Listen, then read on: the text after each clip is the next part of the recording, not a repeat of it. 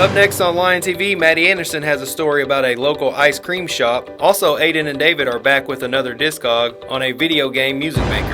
And me, Curtis Stevens, giving you weather updates for the weekend. All that and more, Lion TV starts now.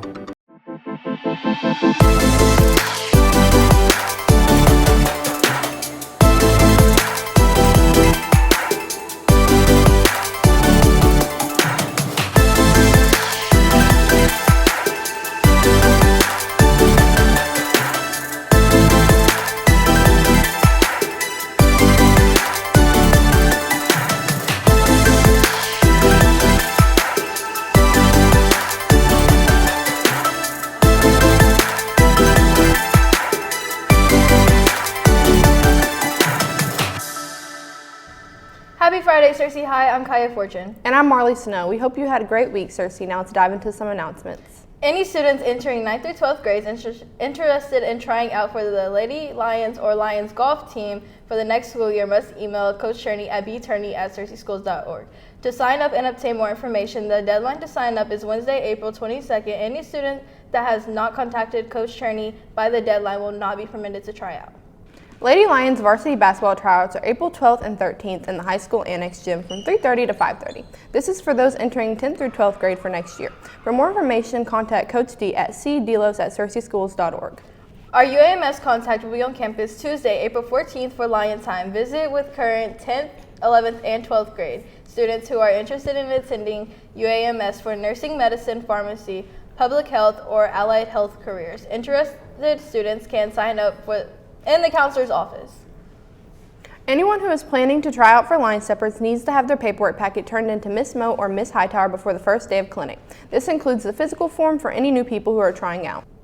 Kaya, I've been craving something sweet all morning. Have you been to the Soda Jerk? I've heard their over-the-top milkshakes are basically a Cersei staple. I haven't got the chance to go yet, but I've definitely seen the massive lines out the door. It turns out we aren't the only ones curious about the gourmet treats. Our reporter Maddie Anderson stopped by to get a first-hand look at what makes the spot so popular.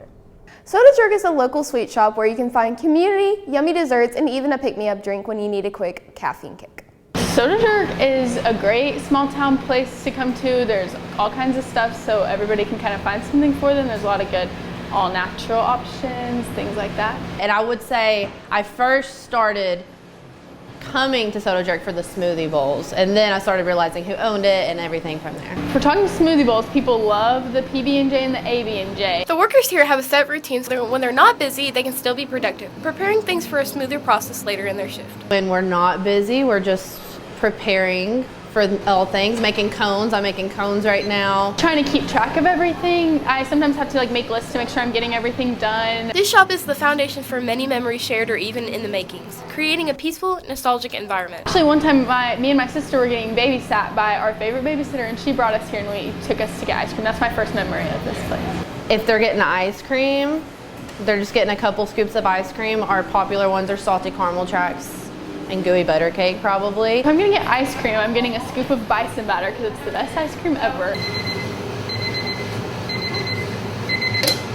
Just the variety of things that we offer, I guess. We have all different kinds of drinks, and we have ice cream, smoothie bowls, something for all times of day. Making sure everything is stocked, and then I kind of you see what needs to be done at the moment to prepare for the next shift.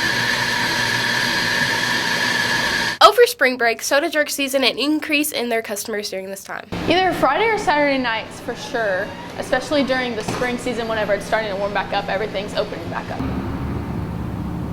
Well, that's the scoop on Soda Jerk. Grab a crunchy cone with flavorful bites of ice cream next time you're out and about in town.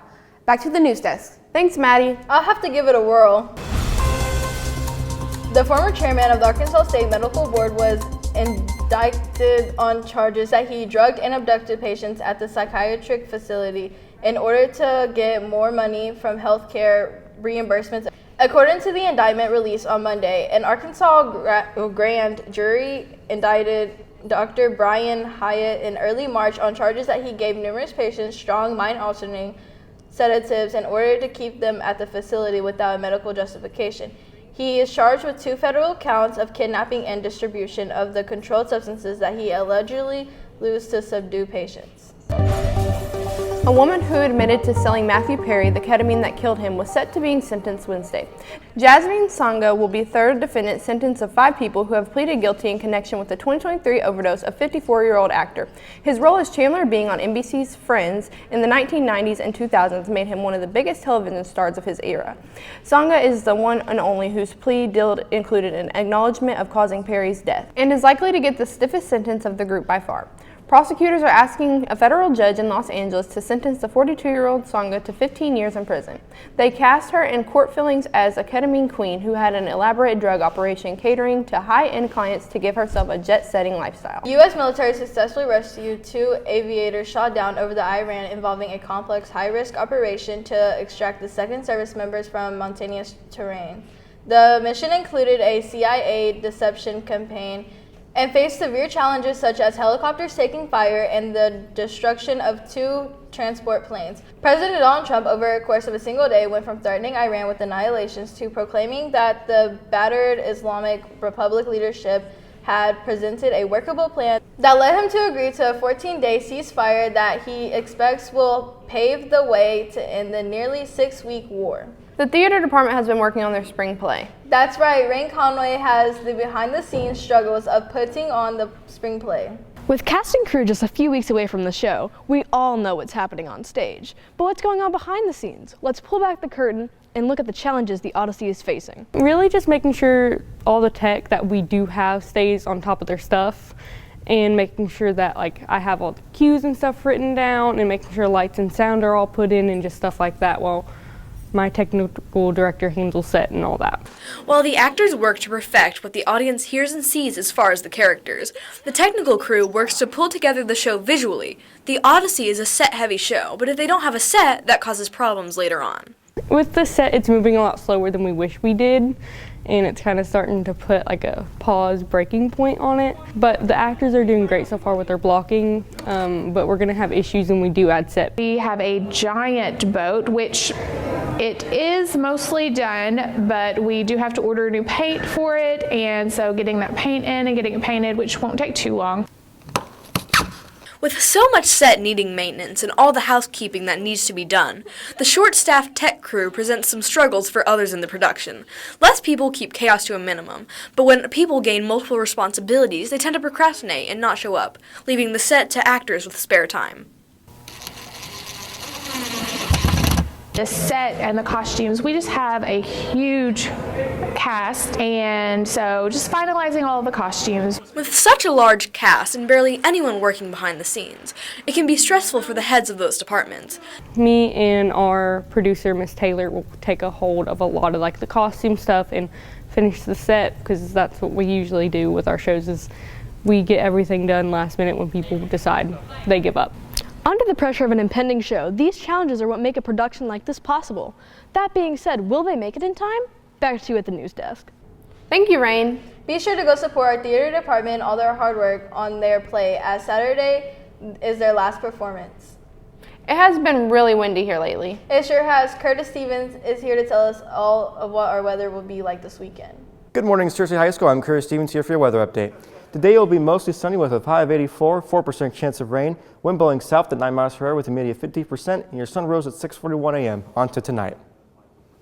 Tonight it will be clear with a low of 58, 4% chance of rain, winds blowing southeast at 4 miles per hour with a humidity of 72%, and your sun will set at 7:35 p.m. On to the almanac.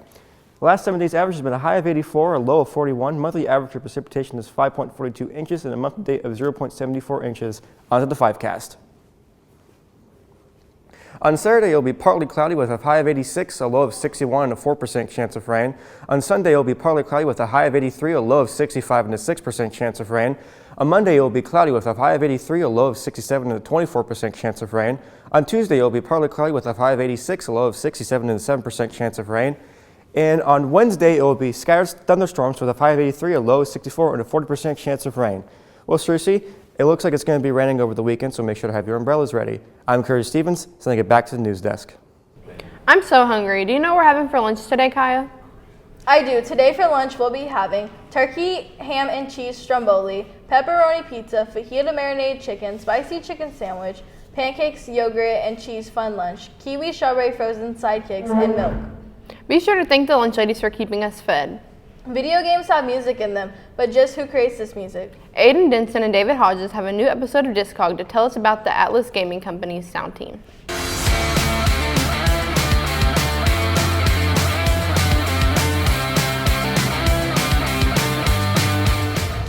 Good morning, Cersei High. Welcome back to another episode of Discography. Today's discussion will be a little different. Our topic today consists of more than just a band or single artist, but an entire team of people who come together to make music for our video game series. The Atlas Sound Team has been producing iconic music for over 30 years, with key composer Shoji Meguro starting in 1995. Persona is a popular JRPG series that mixes high school life and social simulation with supernatural turn-based combat fueled by the power of one's inner psyche. Unlike many other video games, it uses lyrics in its songs, something not very common for video game titles. The last three games are the most popular, music and gameplay-wise. Starting with Persona 3 Reload, the main two artists you'll hear in these tracks are Lotus Juice, a Japanese rapper known for his lyricism and monotone voice, along with Izumi Takahashi, the female vocalist for the tracks. The tracks follow a good hip-hop attitude, with one of the most popular songs being Color Your Night. The lead singer for Persona 4 and its expanded version, Persona 4 Golden, is Shihoko Harada. She is widely recognized for her soulful J-pop influenced vocals that define the game's distinct musical identity with hits like Your Affection, Heartbeat Heartbreak, and the main battle theme, Reach Out to the Truth. The tracks follow an upbeat, vibrant vibe that adds to the youthful feeling gameplay.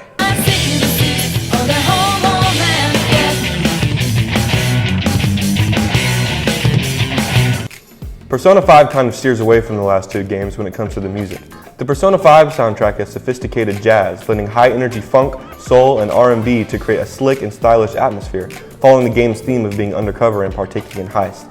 The main singer is Lin Inaizumi. Lin was chosen for her powerful, soulful range and commanding presence. Her background in jazz and gospel was essential for capturing the cool and rebellious jazz aesthetic of the Phantom Thieves. Where have you been searching all along? I wonder if we have any students who listen to these tracks. Maybe they played the games too. Let's go find out. I think my favorite game is Persona 3, and my favorite song from the soundtrack is probably Beneath the Mask. My favorite Persona game is probably Persona 5, and my favorite song has got to be Color Your Night. Those are some good picks. Thank you for your time today, Cersei. Let's send it back to the news desk. Thank you, Aiden and David. I might have to play those games and listen to that music. Basketball season has officially ended. Dalton Pinkerton is here to give us all the latest details on the college basketball championship games.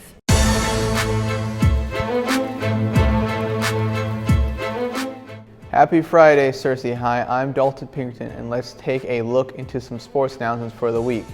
Our Cersei baseball team took a parallel this past weekend, where they went on to win both of their games, with the first game ending with a final score of 6-1 and the second game with a final score of 7-1. This puts the current record at an impressive 6-0. Our Cersei boys and girls soccer team will face off against the Valley View Blizzards later on today at 4 p.m. at Lion Stadium. Make sure to come out and support our Lions.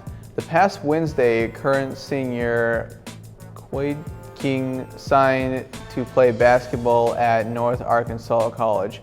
We caught up with Quade to ask about his decision on signing to play at the next level. I really liked how the team played, and they really developed players really well. They got good ties to other schools, and they got a lot of courses offered for where I want to go after their college. Moving on to national sports, we begin in the NBA, where the spotlight shifts to a Western Conference clash between the Dallas Mavericks and the Los Angeles Lakers. This matchup delivered exactly what fans expected: star power and late-game drama. Dallas leaned heavily on the offensive rim, spacing the floor effectively and capitally on performance opportunities. Meanwhile, the Lakers responded with resilience, attacking the paint and relying on veteran leadership to keep the game within reach. Dallas managed to maintain its composure under pressure, converting key positions to secure a hard-fought victory in the game that felt like a preview of postseason intensity. Finally, we turned to college basketball, where the nation's championship took a center stage on April 6th. The UConn Huskies squared off against the Michigan Wolverines in a highly anticipated title game. UConn entered with confidence and experience, and it showed early. Defensive pressures disturbing Michigan's offensive flow, while their balanced scoring attack created considering pressures. Michigan demonstrated determination, battling through adversity and finding moments of offense success. They were finally able to match UConn's considering over the full 40 minutes as the final buzzer sounded. It was Michigan's that stood tall, completing an impressive tournament and run and consider it place among college basketball elites. Program. On the girls' side of the NCAA tournament, the UCLA Bruins took on the South Carolinas in the one-sided all-final. The Bruins came out hot, dropping 21 points in the first quarter and only letting up 10 points by the halftime. The Bruins led 36-23, looking like a future NCAA championship. UCLA came out of halftime and picked up right where they left off, playing hard on defense and holding South Carolina under 30% in the field goal shooting, under 20% in three-point shooting. UCLA kept things rolling, cruising to a 79-51 blowout victory, securing the 2026 March Madness NCAA championship. Well, that's all the sports updates I have for you today, Cersei. Now back to you guys at the news desk. Well, that's all the time we have for you today, Cersei. Don't forget to subscribe to our YouTube channel at Cersei High Lion TV. And follow us on X at Lion TV, Instagram at Cersei Lion TV, and on Facebook at Cersei High Lion TV. Signing off, I'm Kaya Fortune. And I'm Marley Snow. See you on Friday, Cersei.